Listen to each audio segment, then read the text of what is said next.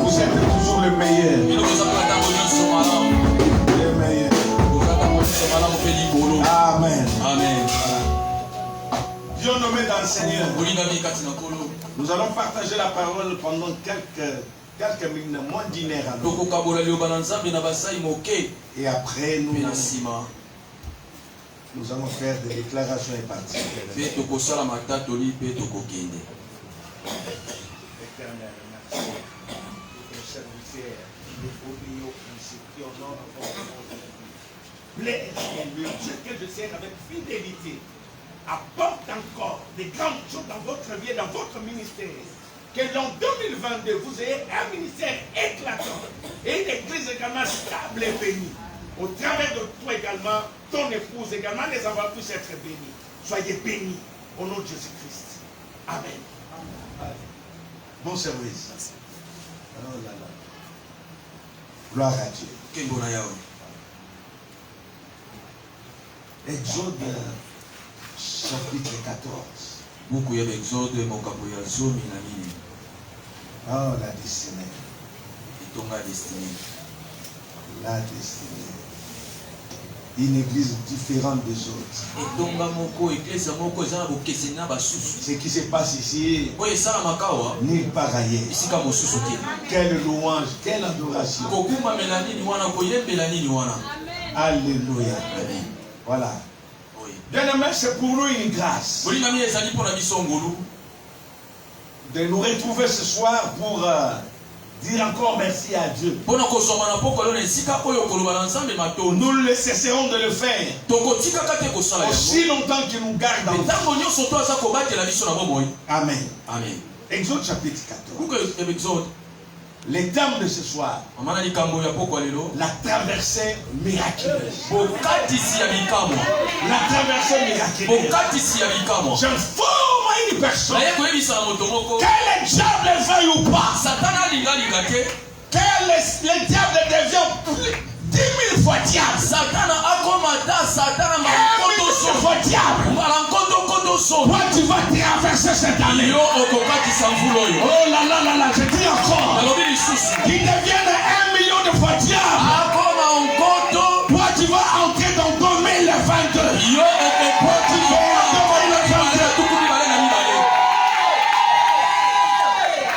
C'est comme si la personne dont la prophétie concerne, elle est encore en train là-bas. Elle est dans une maison là-bas. Si c'est pour vous crier fortement Amen. Si c'est pour soulever de votre chef.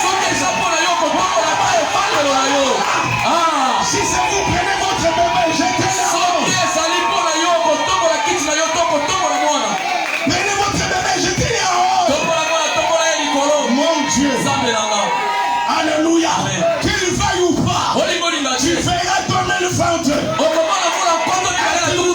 Le merveille de Dieu. Dieu n'a pas encore achevé son travail avec vous. Voilà pourquoi personne ne pourra écouter ta vie sur la terre. Même pas les vieux sorciers de votre quartier. Personne ne le fera. Je me tiens ce soir comme l'homme que l'Éternel a envoyé. Le diable ne fera rien. Il n'a rien en vous. Oh là là là là là. Si c'était chez nous, les gens allaient en Angleterre, en Afrique du Sud, Pharaon approchait. Pharaon a poussé. Exode chapitre 14, verset 10. Exode 14, verset 10, nous nous lèvons pour la lecture. 10 à 31. Du 10e au 31e verset. Une longue lecture. Et nous allons toucher quelques éléments et puis.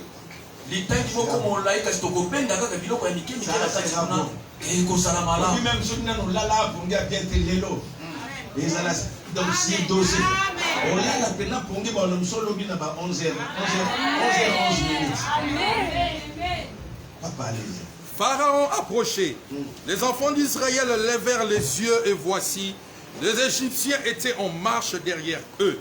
Les enfants d'Israël eurent une grande frayeur et crièrent à l'Éternel. ils dirent à Moïse, n'y avait-il pas de sépulcres en Égypte sans qu'il fût besoin de nous mener mourir au désert? Que nous as-tu fait en nous faisant sortir d'Égypte? N'est-ce pas là que nous te disions en Égypte, laisse-nous servir les Égyptiens, car nous aimons mieux servir les Égyptiens que mourir au désert? Moïse répondit au peuple, ne craignez rien, restez en place et regardez la délivrance que l'Éternel va vous accorder en ce jour. Car les Égyptiens que vous voyez aujourd'hui, vous ne les verrez plus jamais. L'Éternel combattra pour vous et vous gardez le silence. L'Éternel dit à Moïse, pourquoi ces cris? Parle aux enfants d'Israël et qu'ils marchent. Toi, lève ta verge, étends ta main sur la mer et fonds-la. Et les enfants d'Israël entreront au milieu de la mer à sec. Et moi, j'endurcirai le cœur des Égyptiens pour qu'ils y entrent après eux. Et Pharaon et toute son armée, ses chars et ses cavaliers feront éclater ma gloire. Les Égyptiens sauront que je suis l'Éternel, quand Pharaon, ses chars et ses cavaliers auront fait éclater ma gloire. L'ange de Dieu qui allait devant le camp d'Israël partit et alla derrière eux. Et la colonne de nuée qui les précédait partit et se tint derrière eux. Elle se plaça entre le camp des Égyptiens et le camp d'Israël. Cette nuée était ténébreuse d'un côté et de l'autre, elle éclairait la nuit. Et les deux camps ne s'approchèrent point l'un de l'autre pendant toute la nuit. Moïse étendit sa main sur la mer et l'Éternel refoula la main par un vent d'Orient qui souffla avec impétuosité toute la nuit et il mit la mer à sec et les eaux se fondirent. Les enfants d'Israël entendirent et entrèrent au milieu de la mer à sec et les eaux formaient comme une muraille à leur droite et à leur gauche. Les Égyptiens les poursuivirent et les chevaux de Pharaon, ses chars et ses cavaliers entrèrent après eux au milieu de la mer. À la veille du matin, l'Éternel, de la colonne de feu et de nuée, regarda le camp des Égyptiens et mit en désordre le camp des Égyptiens. Il ôta le roue de leurs chars et en rendit la marche difficile.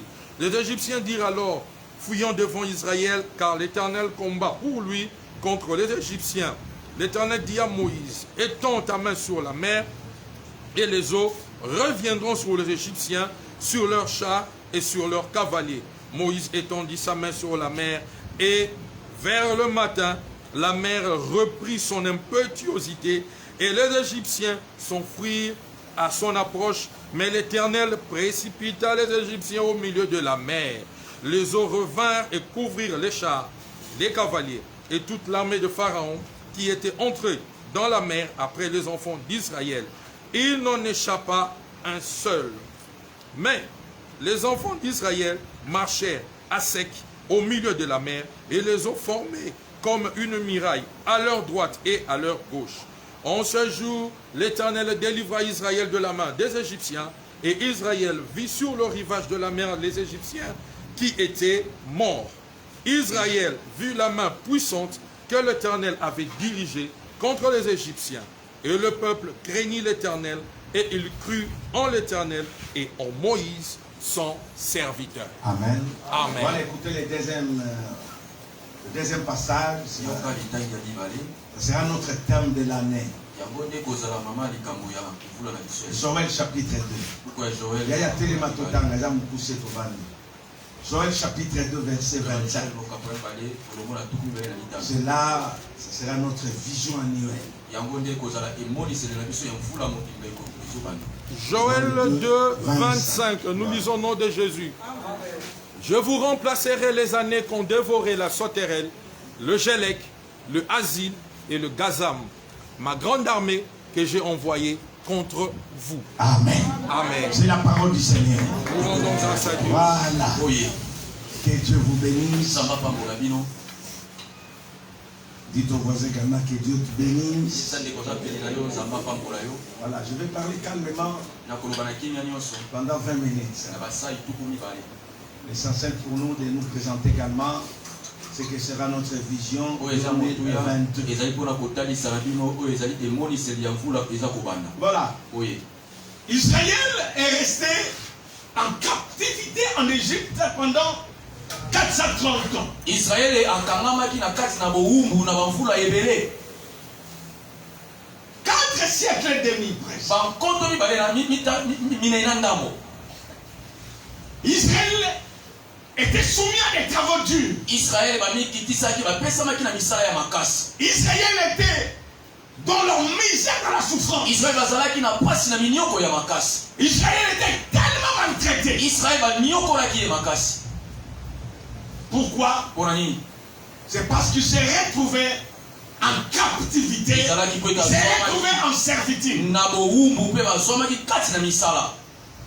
Mais ce que j'aime avec Dieu, kasi oyo nalingaka na nzambe, Dieu ne laisse pas une situation demeurer comme telle. nzambe atikaka likambo ewumela te. Il a toujours de moyens ntango nyonso to azalaka na pour maboko pouvoir changer cette situation. ete abongola ata likambo yoko. 430 ans de souffrance, bamvula ebele kati na minioko, 430 ans de travaux durs. bamvula ebele kati na misala ya Alors pasi. Israël avait une destinée terrestre. kasi Israele azalaki na mabomba moko, azalaki na lobi moko malamu na mabele.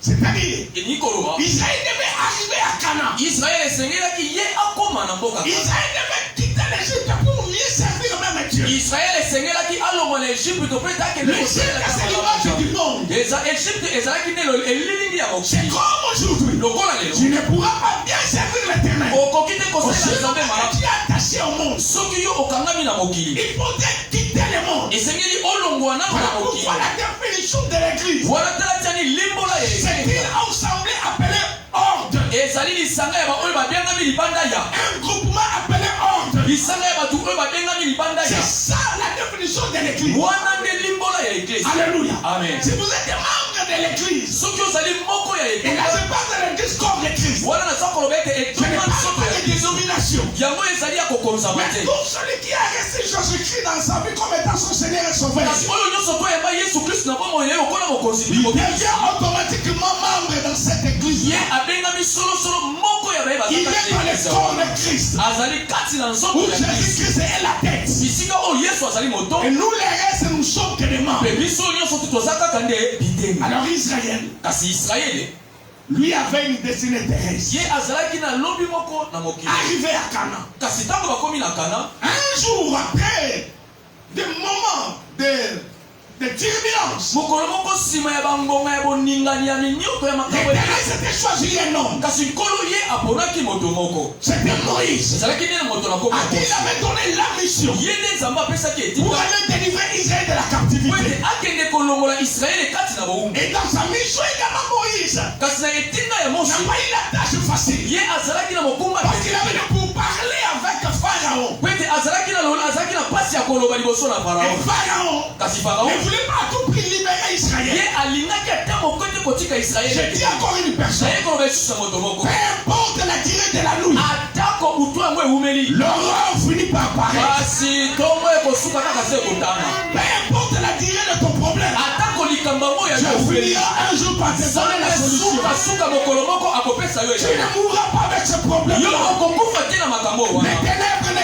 régnera pas toujours dans ta vie. molili ekowumelaka te na Je suis en train de prophétiser. naye kosakola Les jours qui sont devant mikolo oyo eza seront liboso pour vous des jours de lumière. ekozala mikolo ya pole mpona Je yo. dis encore, nalobi lisusu pour une personne qui reçoit cette mpona prophétie, moto moko azoyamba les jours qui lisakoli sont devant mikolo oyo eza liboso seront pour vous des jours de gloire. ekozala mpona yo mikolo ya Seront pour vous des nkele jours de visitation. ekozala mpona yo mikolo ya bokutani na nzambe. Alléluia. Amen. Car Dieu ne laisse pas inachevé po ete nzambe atikaka te l'œuvre qu'il a commencé. misala oyo ye Lui abandaki qui a commencé une œuvre avec vous, papa, ye oyo abandaki mosala elongo na yo il la papa rendra parfaite. ye akosukisa mpe akosala yango Il malamu la rendra ye parfaitement parfaite. akosala yango malamu mpe malamu kitoko Parce qu'il est Seigneur. po ete aza mokonzi. Mais écoutez bien aimé, kasi yoka molingami le chapitre 14. mokanda oyo ya zomi na mine Pharaon finalement a cédé. farao sukasuka atikaki Il a cédé pour libérer le peuple. atikaki mpona kotika bana israele. Mais quelques heures après, kasi bangonga moke na nsima il s'est rendu compte qu'il avait commis une erreur. amoni malamu ete ye amikweisaki na Et mbeba voilà aussitôt, kasi tala na mbangu il a mbango libéré son armée atindaki mapinga na ye avec plus de 600 chars bazalaki na bafalo ebele pour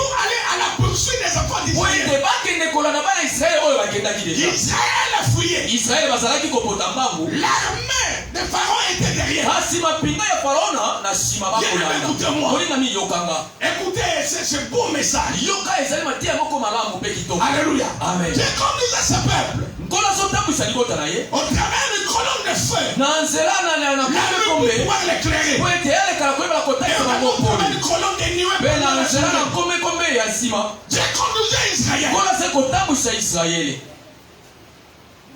Écoutez, yoka de sévères difficultés arrivent. mikakatano ebele ekokoma Géographiquement, na oyo etali mabele mpe là où Israël s'engageait, bisika israele azali kokende de deux côtés, bisika mibale il y avait des montagnes. ezalaki na bangomba Devant, liboso il y avait la mer rouge. ezalaki mai na À monana l'intérieur, mpe na nsima il y avait l'armée de Pharaon. ezalaki mapinga ya faraona Bien aimé, polingami que faire maintenant eloko nini ya kosala na ngonga wana quand l'impossible devient possible? ntango makambo ekoki kosalema te ekomi sikoyo na ngonga esalama Je suis en train d'encourager une personne. naza kopesa makasi na moto moko Nous ne sommes pas tous nés le même jour, la même date, biso nyonso la tokotama même mokolo heure, moko te ngonga moko de te la même manière. na lolenge Dans moko cette te même église, kaka na etonga oyo chacun a son jour de visitation. moto moko na moko asala mokolo ne ya bokutani Ah là là là là. Même vous qui êtes en Europe, atako bino bozala chacun mokoto de vous a son jour de visitation. moko na moko na bino C'est asala mokolo ya la dit qu'on lipango ne vaille ou pas. yango elingi koloba olingo lipa te Votre jour arrivera. mokolo na yo yango ekokoma Votre temps arrivera. konga na yo yango ekokoma Alléluia. amen L'armée de Pharaon était derrière. mapinga na faraona na nsima Poursuivant Israël. aza kolanda israele Mais écoutez, kasi yoka Israël, israele en réalité, ne savait pas na bosolo bango bayebaki te le chemin sur lequel il s'était engagé. nzela oyo bango bamitiaki na kokende La preuve en est que oyo le kotalisa peuple a commencé à regretter. libota bazalaki Moïse. moshe Il fallait nous laisser en Égypte mose ezalaki kotika biso en train de servir les Égyptiens. baka kosalela na biso Au lieu baejika de nous amener na dans cet endroit esika difficile, ya komema biso bisika nous amenions encore biso tokolingana ici biso dans l'esclavage. totikala na kiboumbu Bien aimé, si vous écoutez un tel son dans votre vie, kolinga misokosoko oyoka ce n'est pas le makambo Saint-Esprit, c'est le diable. eza molimo mosantu te kasi Il veut ezali vous satana amener de l'autre côté pour vous tuer. alingi azongi so na ngambo mosusu mpe takoa Frère, il a compris quelque chose. mpe te asosoli ele koloko Israël ne connaissait pas les chemins sur lesquels ils étaient engagés. israele ayebaki nzela oyo moko bamitere kasi nzambe Dieu savait. nzambe ayebaki Parce que c'est Dieu po ete nzambe qui te avait installé les bornes. ye nde atiaki bifelo Alléluia. amen Là, vous ne trouvez pas les chemins. bisika yo koki Là, komona vous nzela ne te voyez pas les chemins pour votre bisika vie. yo koki komona nzela te Dieu a komona tracé yo déjà un chemin. nzambe abongisaki deja Dieu nzela a réservé déjà un chemin pour nkolo vous. abongisaki nzela mpo Je na dis yo que vous allez passer sur ce chemin. nalobi ete yo koleka na nzela wana Alléluia. Amen. Je dis ce soir, il y a un nalobi na poko chemin lelo eza na nzela qui est ouvert sur vous. oyo eza ya kofunga Et moko vous allez passer sur ce chemin. yo koleka kaka se na Pour nzela wana traverser po 2021. ete yo oleka 2021 po ete yo kende na ngambo mosusu Alléluia. amen Si c'est moi votre père, je l'ai très très fort. soki ezalaki ngai na esika na yo nalingaki natanga amen Il y a un chemin pour vous. eza na nzela mpo na yo mama Maman, il y a un chemin pour vous. mama eza na nzela mpo na yo Alléluia. amen On attend toujours ngai na sala nzela bien aimé. Mosali nzela ya solo. Eza moto mokili oyo te. Mosali nzela ya solo. Eza nzambe oyo ati. Alléluia, Alléluia. Bien aimé, laisse que ce Dieu est là. Kolinga mitika ete Il nzambe a wana fait un chemin pour oyo Israël. akombolaka nzela mpo na Je israele l'ai fait également pour votre vie. akombola mpe nzela mpo na yo na bomoi na yo C'est pour vous dire quoi? ezali mpo na koloba na Je yo viens anticiper. naye komi koya koloba liboso mpo na moto moko Grande chose vous attend. makambo ya minene ezosela yo 2020. na mvula oyo tokomanda 2022 Toute chose vous attend. mapamboli ya monene ezosela yo 2022. na 2022 Des grandes bénédictions. mapamboli ya Je minene viens de vous attendre. eza kosela bino L'année prochaine. mvula ezoya Je dis que naye vous koloba allez vivre ces choses. okobika Vous makambo allez yango vivre ces bénédictions. okobika Si bikambo je yango vous dis très fort, soki yango ekoki kosalema okotoba amen mbala misato amen amen amen Maman, vous allez vivre ces choses. Mama yoko bika makambo. Parce que Dieu connaît. Pour être zabenda yebi. Comment et combien il est en train de Lolenge conduire. ni pemboni azako sala. Dieu ne fait pas d'erreur. Nzaba sala kakwisa Il ne makate. fait pas des choses en avance. Nzaba sala kape makambo liboso te. Dieu a dit déjà. Nzaba lobi. Pharaon et son armée Pharaon na mapinga na ye. serviront Bakosalela. à faire éclater ma gloire. Pour être nkembo na ngemona. Ce problème qui te dérange ce soir Lisaboni sotungiso na servira à faire éclater la yangwe gloire. kosala ete nkembo na nzambe ebonisama. On ne peut pas parler des gens à la fois. Bakoki kolobela te na ntia nkolo ya Il ne kisaka. pas de la maladie. Soki bokomesa te. Alléluia. Amen. La maladie doit être là. Bokono esengeli Qu'il ezala. soit appelé Jehovah Rapha. Po ete yabenga mokolo J'ai dit au nom de Jésus. nalobi na kombo na Quelque yesu. chose va se faire ce soir. lolelo komoko kosala Nous maloko allons traverser tokokatisa cette année. mvula oyo Et Pharaon et son armée Pharaon na mapinga na ye seront engloutis dans la bango mer. bakosinda na mai na monana okoloba amene makasi.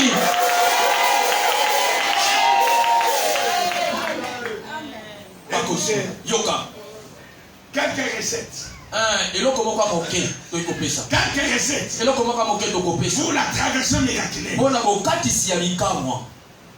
Je nous donne quelques recettes ce soir. napesi bino kaka biloko moko Pour celui qui veut vivre mpona oyo la traversée miraculeuse. alingi abika bokatisi ya Et je dis, bikamwa. vous allez vivre cela. mpe nalobi bokobika yango C'est dans 4 indiquants. ezali na Vous allez basali vivre bise cela. kaka nde Vous tokobika allez yango vivre cela. tokobika yango Parce que vous appartenez à Dieu. po ete bino boza ya nzambe. Alléluia. Amen. Vous êtes de la race des vainqueurs. bozali moko ya Vous balongi êtes de la race de Dieu. bozali na lolenge ya nzambe. Alléluia. Amen. Nalobi mutu akoekuta finalement azate. Amen. Mutu bakolia yo azate. Amen. Ozali inlienable. bakoliaka yo te. Akolia yo akolia mayembo. Amen. Écoutez quelques recettes. yoka biloko mike tokopesa.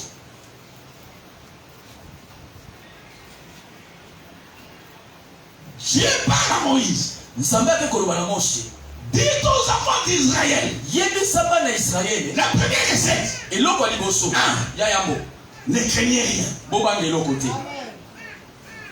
Nagi répétez dans sa voisine, on ne craignez rien. Alléluia. Amen. Ne craignez rien.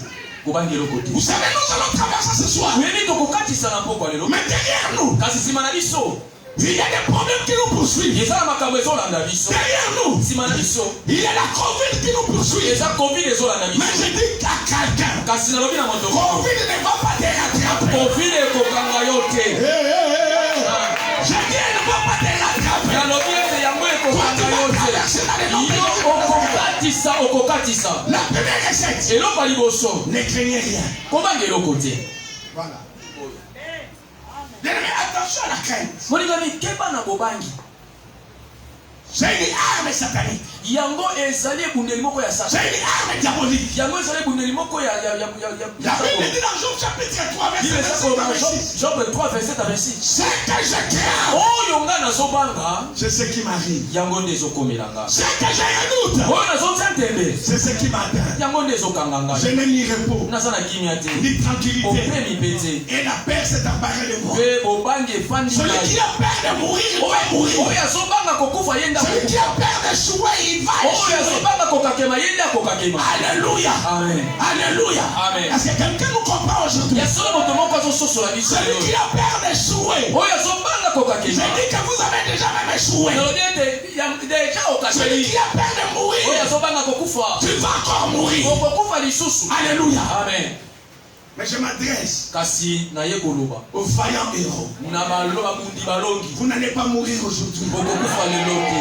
Vous allez vivre rassasié de jour. okobika mpe botondisami na mikolo. Oh papa, vous allez vivre rassasié de jour. papa yo okobika okotondisama na mikolo. Maman, vous verrez les enfants de vos enfants. mama okobona bankoko mpe bankokololo na yo. Ne craignez rien. bobangi eloko Il te. y a beaucoup de gens qui vivent sous la crainte. eza na bato ebele bazobika na bobangi. La crainte même dit lendemain. bobangi ata ya lobi ezoya. Que deviendrai-je? nakokoma nani. Que ferai-je demain? nakosala nini lobi. Comment est-ce que je vais me marier? lolenge nini nga nakobala. Comment? lolenge nini. Pourquoi? mpona nini mpe mpona Il y a des nini. gens qui se réveillent pas. Pourquoi? pourquoi. ezala bato baza kolamuka na Et il doit bamituna pas pourquoi. mpe alali lisusu na mituna mpona nini yango ezala lokola ya yo Ne te craignez absolument rien. kobanga eloko moko te Rien n'est plus puissant que les dieux que tu sais. eloko moko te eza na nguya koleka nzambe ozosalela eloko moko te eza na nguya koleka yesu Celui ozosalela qui va oser oyo akomeka prendre son couteau, koswambeli na ye il sera vers vous. atelemisa yango liboso na yo Qu'il finisse cela. po ete akasilisa ye nde akokweya moto akotombola mbeli mpo etaboma yo ekokoma liboso na nzoto na yo te ye moko nde akokweya Esaïe dit, esaya lobi lorsqu'on formera des complots, ntango bakobongisa mabongisami ya mabe cela ne viendra pas de moi. yango ekouta na ngai te Alléluia. amen Le diable, il n'est pas intelligent. satan aza bwana Il bwanya est te tellement bourrique. ye aza soba polole eloko nini nzambe asala Pendant qu'on forme déjà des complots, ntango bango bazobongisa lorsqu'on makambo commence à former des complots, ntango babandi kobongisa Le Seigneur makambo vient.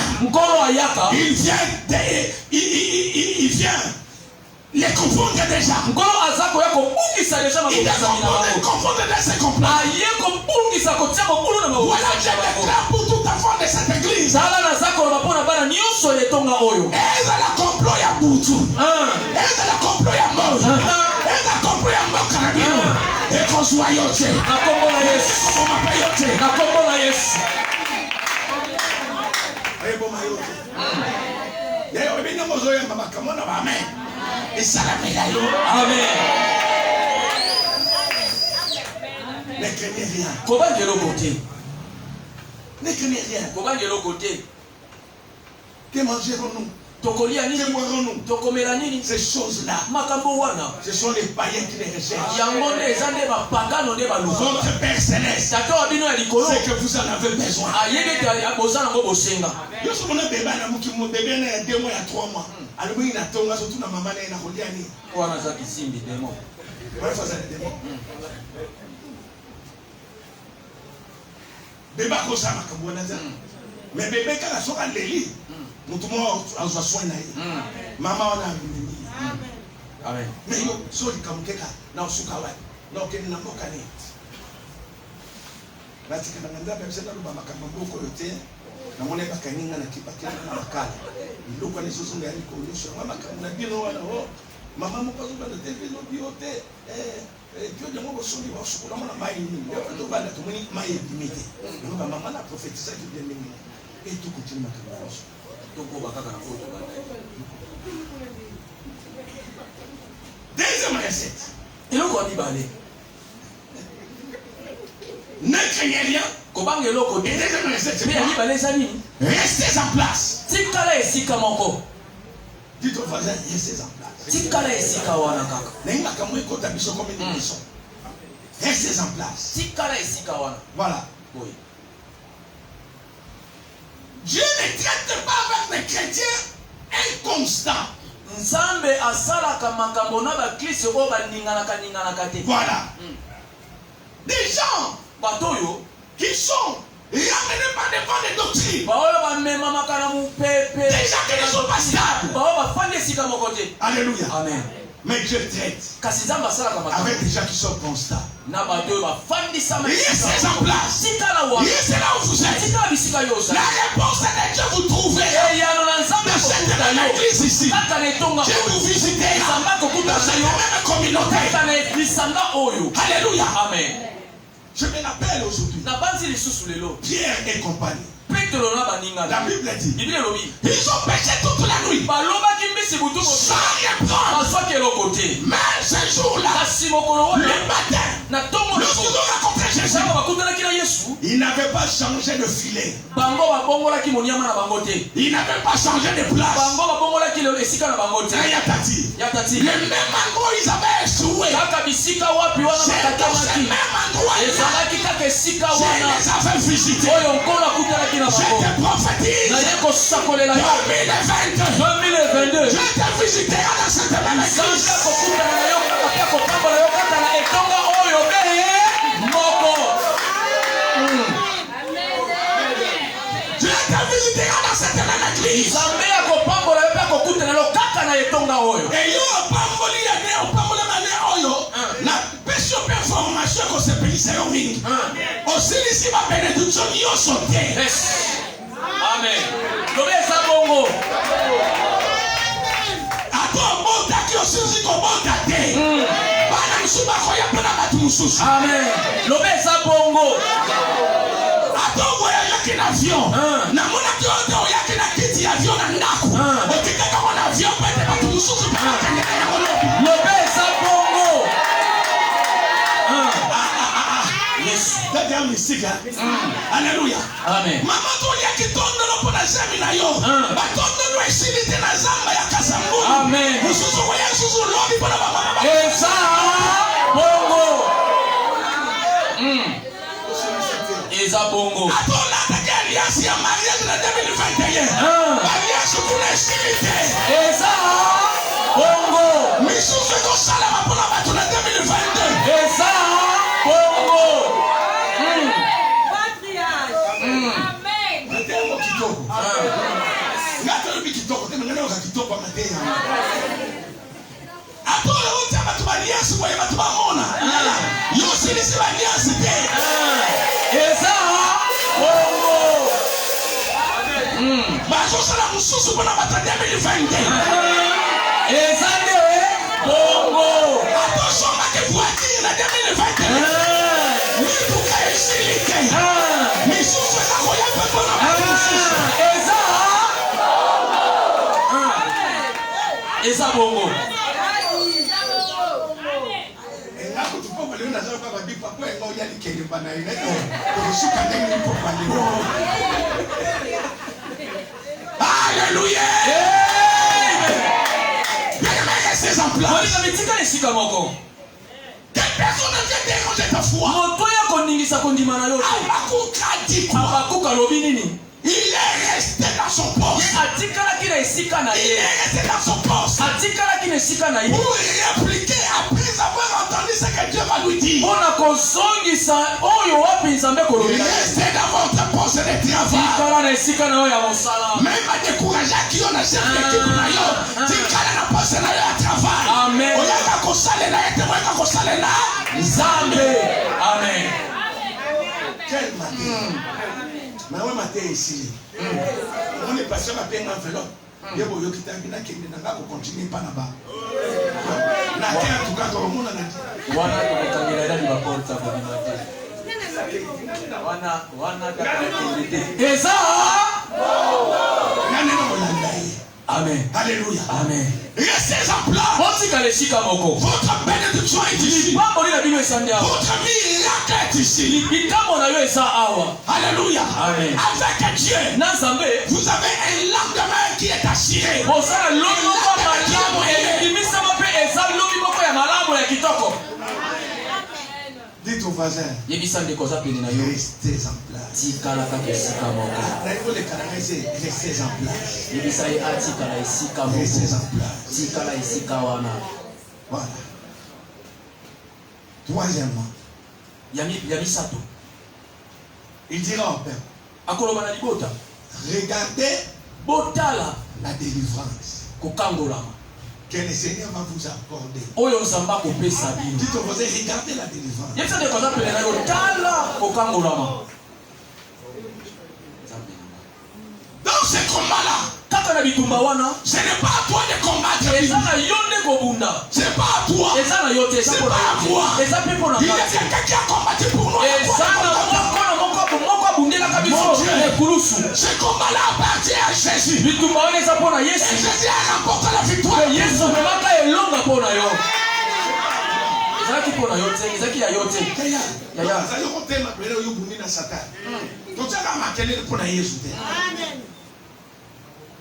Regardez la délivrance. La délivrance, elle est là. Kokangola ezali wana. Paul a dit, Paulo akekoloba. nous luttons, Biso tokobunda. nous combattons. Tokobunda. Mais notre espérance Kasi elika na biso. se trouve dans les dieux vivants. Ezali na Nzambe ya bomoi. C'est pas à toi. Eza ya yo, eza pona yo te. Voilà.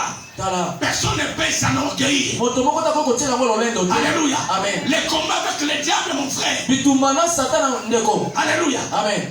Jésus a déjà rapporté ça. Yesu amema yango de. Et il nous a donné seulement la victoire. Peye apesa biso kaka nde elonga. Et nous ne sommes pas des vainqueurs. Biso toza balongi te. Mais nous sommes des plus que Kasi vainqueurs. toza nde koleka balongi. Plus que vainqueurs. Oyo aleki ba Celui bolongi. qui n'a pas combattu. Eza moto abunda te. Plus que vainqueur. Moto aza molongi C'est makasi. pour qui on a combattu pour lui. Ezali nde oyo abunda mpo na Et ye. on lui a donné la coupe. Nde bapesi ye Pas motole. quoi les lots. Soit trophée na yona lisusu. Amen. Si va trophée na usu ya molongi Amen. malamu. Soit couronne ya molongi malamu. Amen. Est-ce qu'il y a de plus que vainqueurs dans cette église aujourd'hui? Baye baleka balongi baza balongi koleka baza na esika oyo. Papa m'a mêlé. Si on montre aujourd'hui les combats à l'Iforeman Soki balakisaki bitumba ali na Foreman. de 1974, Oyo elekaka na 1974. on prenait ça maintenant à la télé. Batia yango sikoyo etando. Il n'y aura pas une surprise. Ekozala eloko ya sika te. C'est de même avec les diables. Ezali lolenge moko na C'est l'ennemi qui satana. a déjà été vaincu. azali monguna mpo balonga ye. Yesu alonga ye utokala. Koleka mokolo mabula nkoto na kulusu. Alléluia. Amen. Voilà tout celui qui est né de Dieu. Yango tala moto abotami na ye na Nzambe. Triomphe du monde. Alongaka na mokili. Et la victoire qui triomphe du monde. Elonga oyo elongaka na C'est mokili. notre foi. Ezali nde kondima na biso. Je sens que 2020 les gens vont Naza chauffer. komona ndete mbula oyo nkoto mibale na tuku mibale ekozala makasi na Je etoka oyo. vois de plus que 20 nazomona balongi makasi kotelema. Ah là là là là là. Je vois de plus que 20 s'élèvent. nazomona bato baleka balongi kotelema. Proclamant leur victoire. kotatola elonga. Disant leur victoire. kosakola elonga na bango. Alléluia. Amen. Je dis qu'il te soit fait selon ta foi. nalobi esalamela yo kolanisama kondima na yo. Regardez la délivrance. tala ekangolo. Car les Égyptiens que vous voyez oete aujourd'hui, baegypita bozomona lelo vous ne les verrez plus. bokomonaka bango lisusu te. Jamais. ata mokolo moko te. Yaya, eza makambo yo tikala na 2021. Amen. Loba manemi pauvre Jean mona netiki. O bangise. Isa makambo na.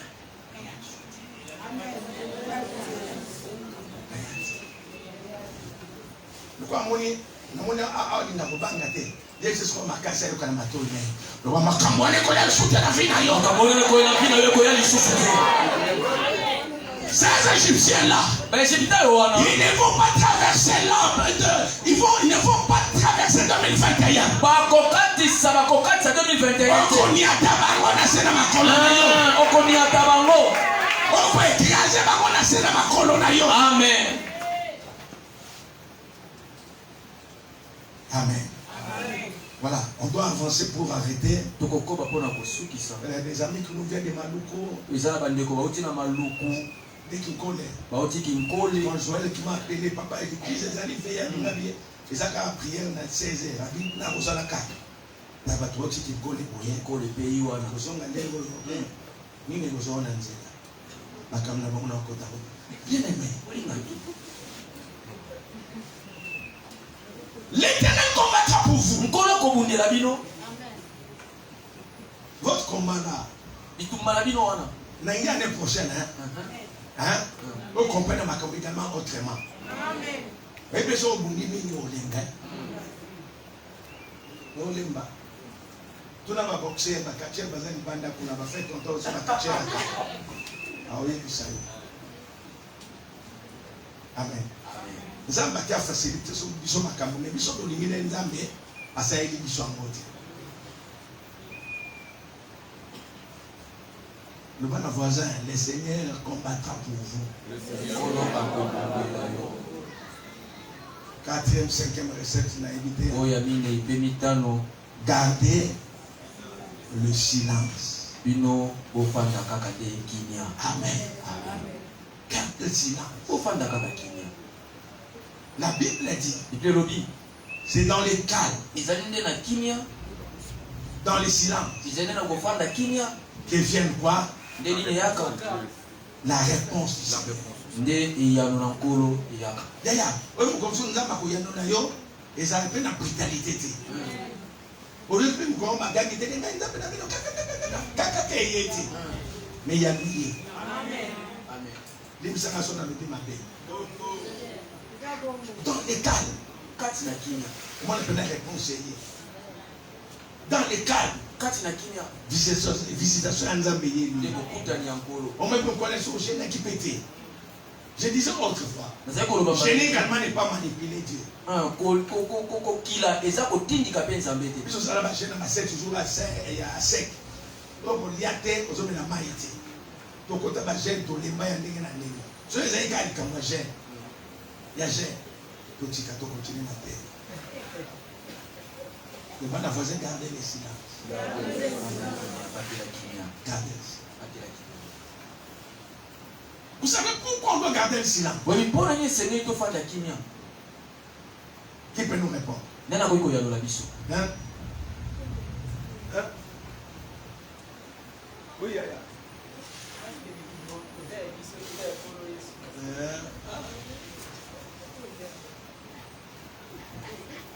Vous êtes à il va aller voir la fête. Il va nous faire $4. On a dit $1. Ils sont $1 dans le coin. $1, $2.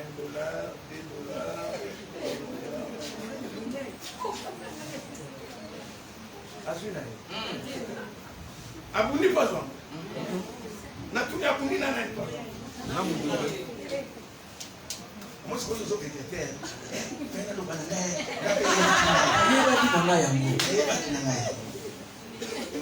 Gardez le silence. Moi, je ne sais pas paniquer face à ma caméra. Dans mon abinoté, ma maman, les mamans de Lomé, les mamans de Brazzaville, les mamans également de Cotonou, les mamans également de Abidjan, les mamans de qui encore? De Libreville. Les mamans de Dakar. Les mamans de Dakar sont basées à Kamuna Bango. Même mon bateau automatique. Il faut y aller tout ça. Papa n'a bien à la Kiawati. Ah, il n'a pas vu qu'il a eu. Merci petit. Ah, que nous qu'il a eu, c'est papa n'a eu. On me colore, ça fait 3 jours. Aujourd'hui, on ne soit plus autonomie.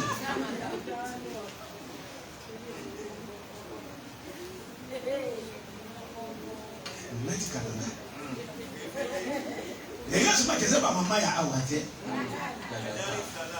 Dar es Salaam. Maman Dar es Salaam sont les Camerounais. Pas côté que les mapas, il faut être Salaam.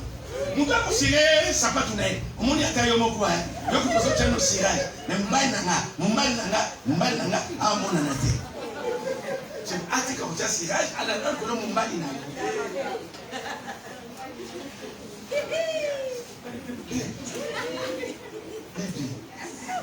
C'est canon, 2022 et chaque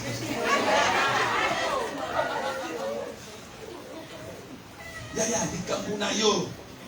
Mais là, je vais bien avoir intimité dans la vie.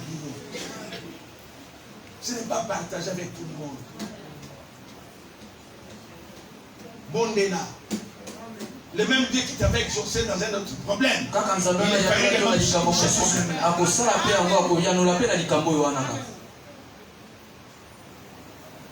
Aujourd'hui, comme moi, on a place, on a dit moi, on a porte. Oui, on a dit que moi, papa, on a mon âge.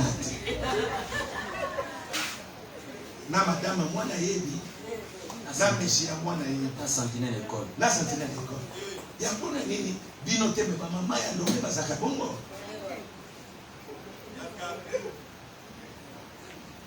Tout ça. Il y a cette, il y a Souka. Aloubi. Dis ton fond d'Israël. Tu l'es. Marche. Écoutez-moi. Inaction a plus de valeur que 1000 intentions. La plupart des temps, c'est que tous les chrétiens se voient. On a plus les intentions que les actions.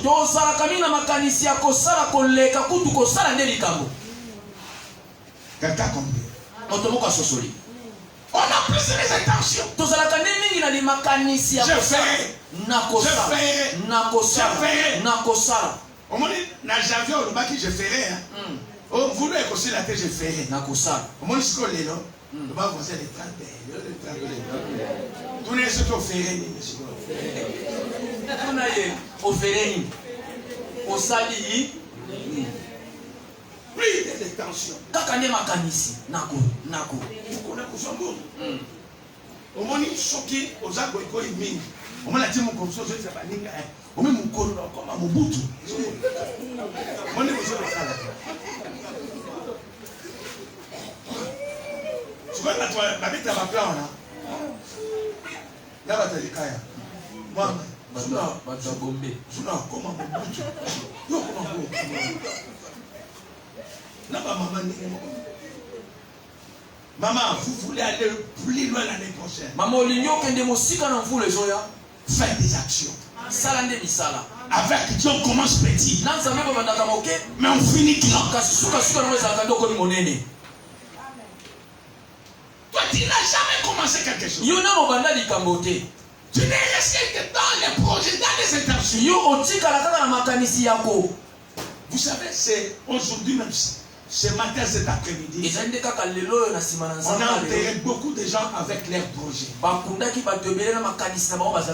Des projets inachevés. Je vais vous dire des choses qui vont vous déranger, mais après vous aider. Ça sera quoi aujourd'hui le dimanche matin? Amen. Amen. Papa, yo mona mbali utali olati bilamba soba tangi kuna sapatu $600, costume $800 et côté munire neta ya chichi $420. C'est-à-dire on tamboula boye, on tamboula $2000. C'est-à-dire bah quand tout à $2000 à Kofi. Mais entre-temps tu n'as rien. Kasuna yo yo ça n'est l'autre côté. Kasula ti bilo watan. Muto maye lo yo lata bongo ozombo mwana o investir yango. O tia mona musala. Voilà. O tia mona musala pour produire l'obi. O comme ma case. Bon mon année prochaine, on va bouleverser les choses avec lui. Amen. Moi nyoso après 1 mois, 2 mois, 3 mois ya suka. Ba maman nyoso ba papa nyoso na tongo. Bisa munene e a ngana bino. Plateau ba teke to ça bila. Ya na bomi musala na yo te, na ina isinisiona musala. So ko boyo fani na yo.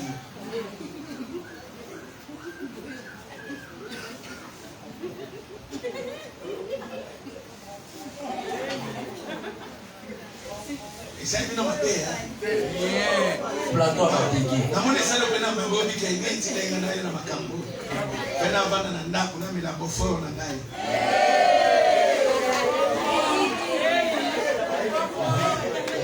Donc les canisiens fusionnent la paix c'est ma paix. Merci papa. Oui papa bien au paix ça a déjà terre. Tu peux te lever sur ma peau. Voilà, les actions commencent déjà. Mais ça est moi bandi. So que c'est dit kuna. Totimbala. Tu es côté. Totini tu es côté. Mais tu reçois ma belle lobby terrain église. Dans les jabino ah ouais ça y pas ya batu. Muvuzo ko na mukape ko ipa baluki déjà ba commissionnaire. Bosa mena libanda bakanga bino. Bakanga bino. Lukanga so ba proposer na likanisa ngana ni contre ba tuebe ba oui. Était comme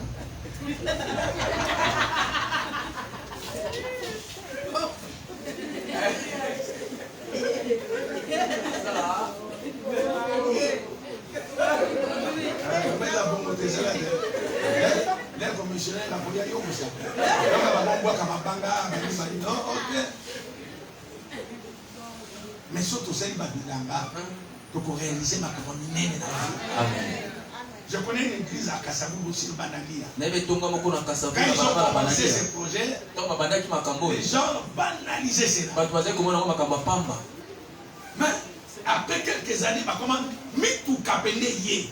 Parce qu'il faut que tu na Banalia. Bah comme côté. Bah côté. Mais malamo église. Mais comme bien. L'église de Zola Juto réussi, c'était photo fumna mayele. Dans le cola pour la première fois banda to bande église. Bah pasteur bazawana. Ça dit aussi c'est prière to kaboni mona mo bakolana. Vous êtes on a tongo ndo sokoya, oui, ça t'est. badia connaissent pas ni loko ezate ne oyo na na mona bande bande esuki sibiso sona ngongo soto zene bilanga na biso ne basali yanga pa comment chose pour interpréter notre mot na bana OK ça doit funa ba kondu na OK na maman il va s'aider ça que faut jouer ça m'a fait je moi ça ka fufua je vais essayer pour que si nzambe to kabwana ndenge ze bande passion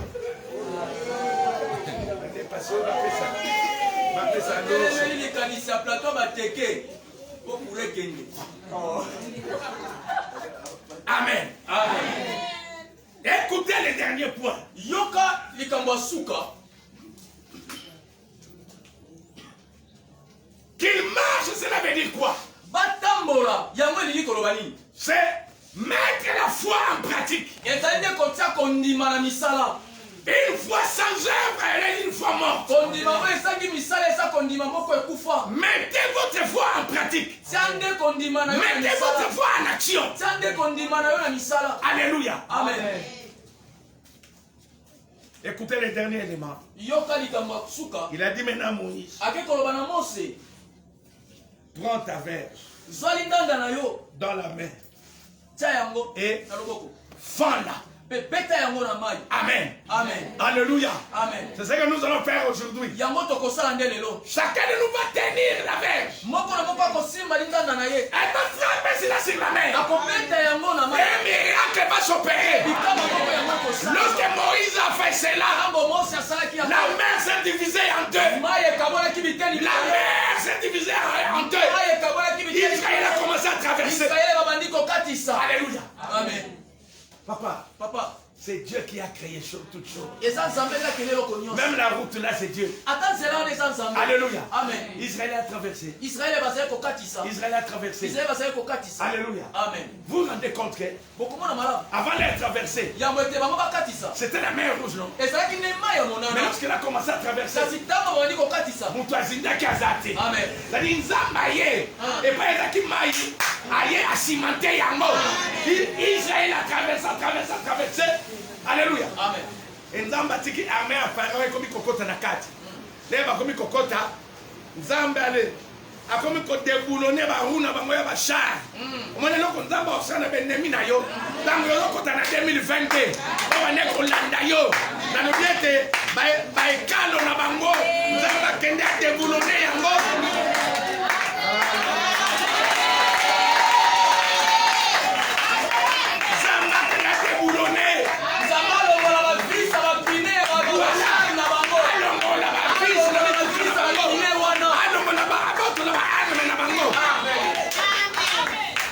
Israël a traversé.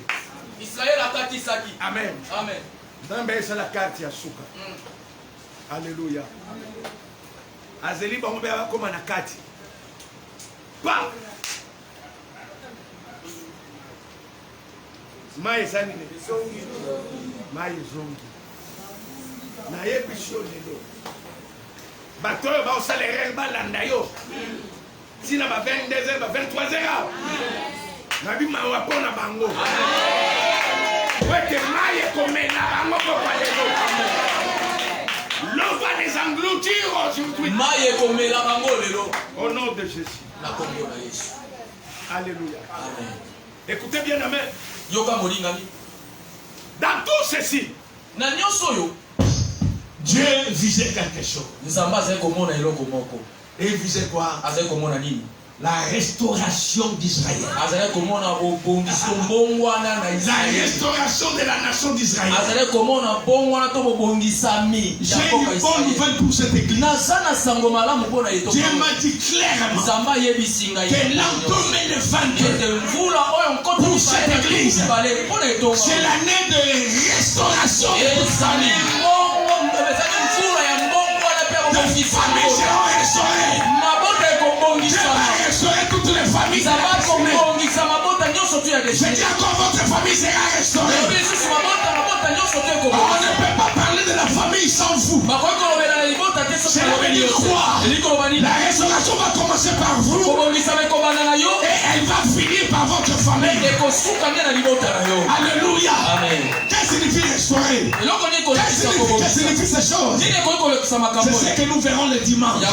Mais j'annonce à une personne, l'an 2022, c'est l'année de la restauration. Que votre vie soit restaurée. Que votre famille soit restaurée.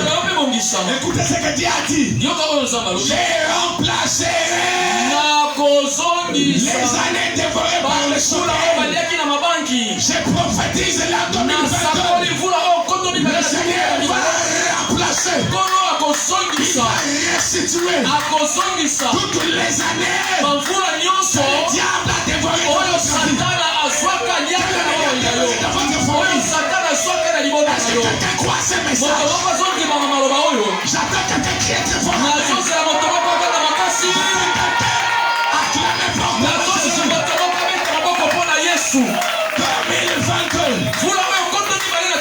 2022. C'est la restauration. Tata. Tata. Depuis quand? Lundi. Depuis lundi. Oh là là.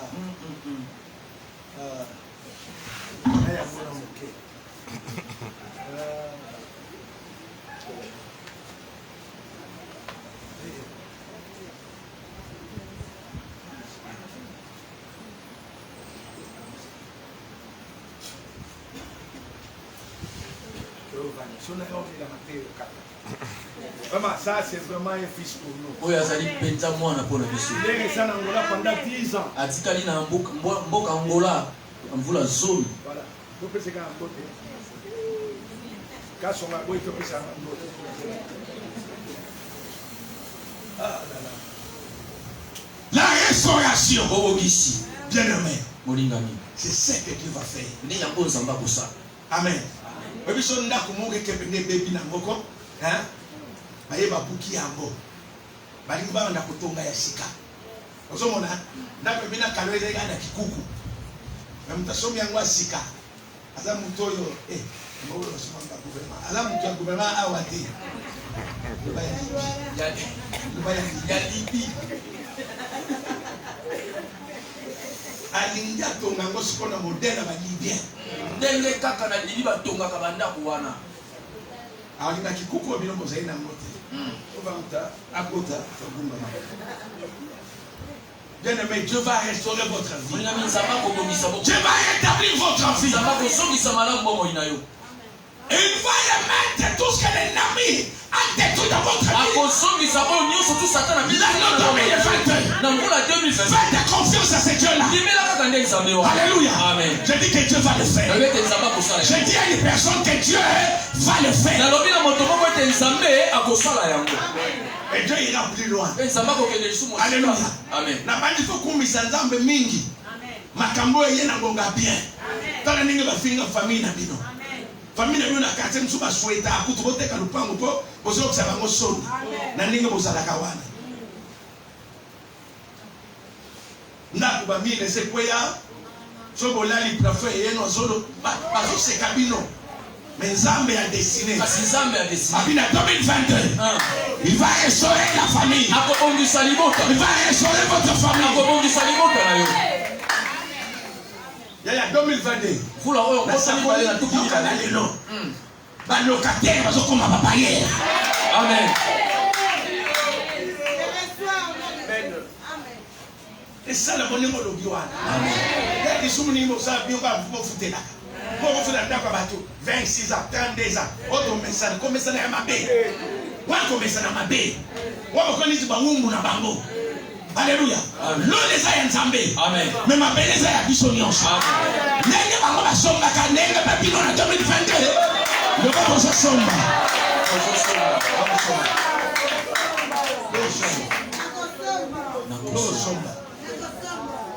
Comment?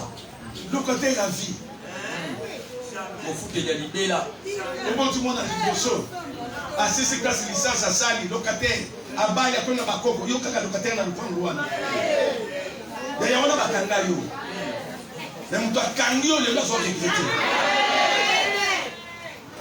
Votre lupango na sepela. Ah c'est pas baby ça déjà bino.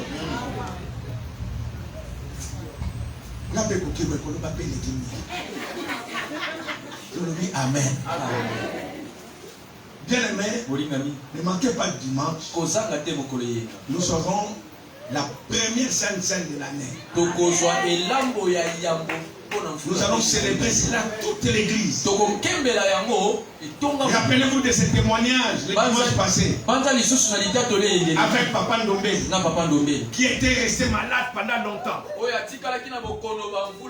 Mais le dimanche là, lorsqu'il avait pris la Sainte Seine, il était